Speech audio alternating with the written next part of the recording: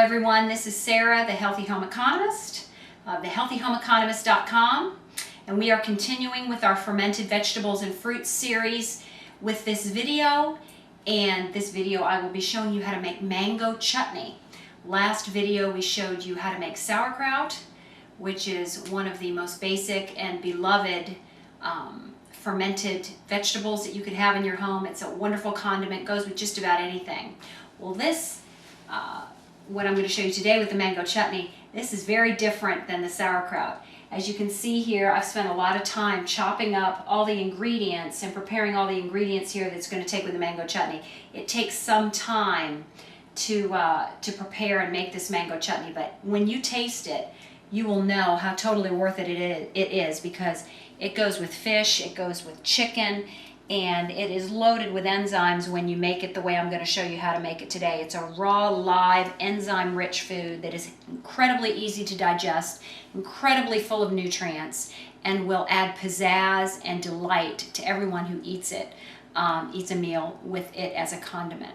So with that, let me go over the ingredients real quickly, and then we'll mix it up and show you how it works, how it's put together. First of all, I have 3 cups of cubed mango here, and this is a great time of year to be making mango chutney because mangoes are in season, and you don't need to necessarily get mangoes organic. You can if you'd like to, but mangoes are a low spray fruit, and if you best thing to do if you live in the southeast is to find someone with a mango tree.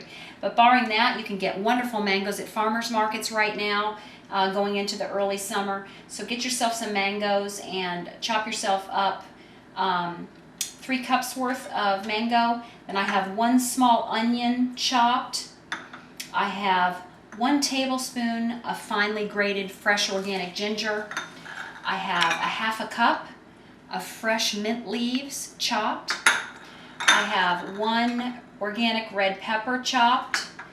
And the recipe in Nourishing Traditions cookbook actually calls for an entire bunch of cilantro.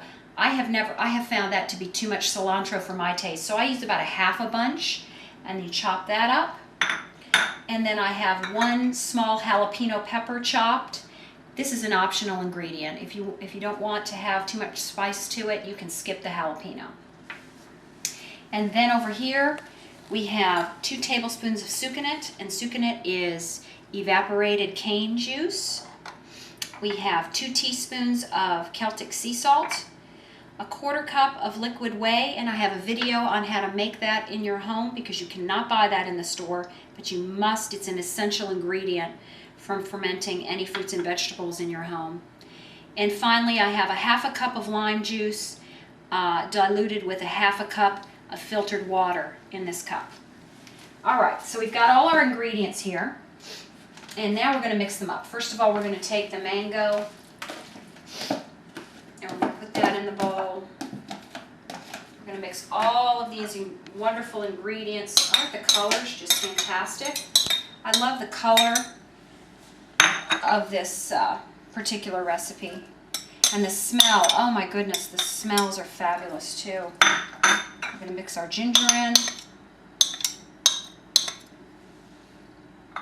Take the time to chop everything fresh if you can. Don't use powdered mint or powdered cilantro and ginger. Take the time to chop these ingredients fresh. You will get superior flavor for taking that little bit of extra effort. Finally, we're putting in the jalapeno. Now we're going to mix all of these wonderful ingredients up. And the colors are just, I'm always so delighted with the color of this. Mix it really well. Now the Nourishing Traditions cookbook actually says to mix this in a mason jar, and it's supposed to be a 1-quart recipe, but I've always found that when I make this, it makes a lot more than a quart. So I mix it in a bowl, and then I transfer it to the mason jar once everything is mixed and ready to go. Okay, we've got everything mixed here. Now the next step is to take these ingredients, the salt, we're going to put the salt here in the lime juice and the water. We're going to add the sucanat and the liquid whey. We're going to mix all these ingredients together. Stir it up and mix it.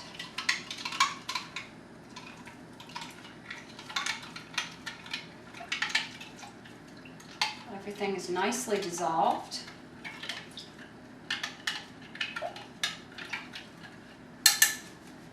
Then we are going to pour this liquid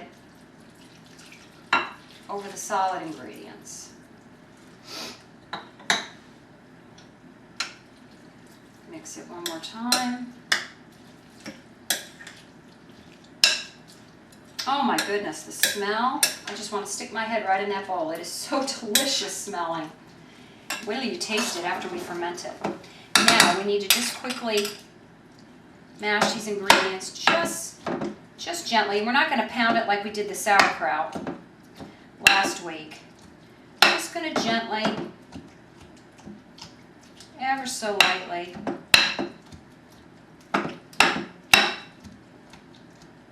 just to get the juices going just a little bit out of the veggies. You can do this before you pour the liquid on it too, by the way. All right.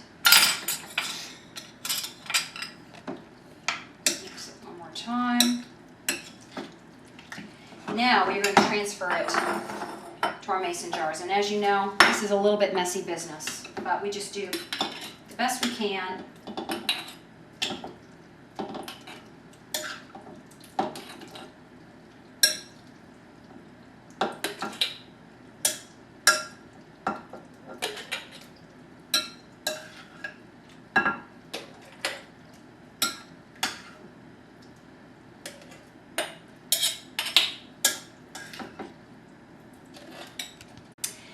I've got the mango chutney transferred into the jars now, and as you can see, it does make a little bit more than 1 quart. I overflowed into a one pint mason jar here. So the next thing you're going to do, well, make sure first of all, before you close the lid, that you've got enough liquid so that the fruit is just covered. You know, it doesn't have to be covered by a lot, but just so all the liquid comes all the way to the top of the fruit, in other words.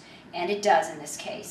And make sure you leave at least an inch at the top of each jar, which is what we have here. So we're good to go. So let's put on the lids, nice and tight.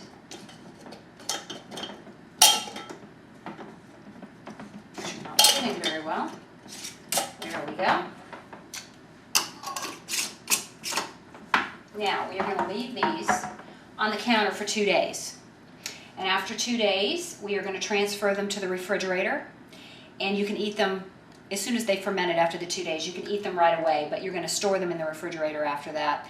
And you need to use up this mango chutney within 2 months. It's not like the sauerkraut, which continues to ripen, achieving its best flavor after 6 months. The mango chutney needs to be used up within 2 months, which is still quite a long time. For a food that is raw yet preserved in these traditional ways. But you will be delighted with this. I encourage all of you to make this at home. Your family will be delighted with it as a condiment. It really enlivens any meal that you choose to serve it with. Thank you for watching today. I hope you've enjoyed our part 2 of our fermented vegetables and fruit series. And next week with the video, I will be making beet kvass, which is another item that everyone voted for on the poll on the blog, and everyone seems to really want to see me make that as well, so I will. Have a great week, and I'll see you next time. This is Sarah, the Healthy Home Economist, wishing you all the best in the kitchen.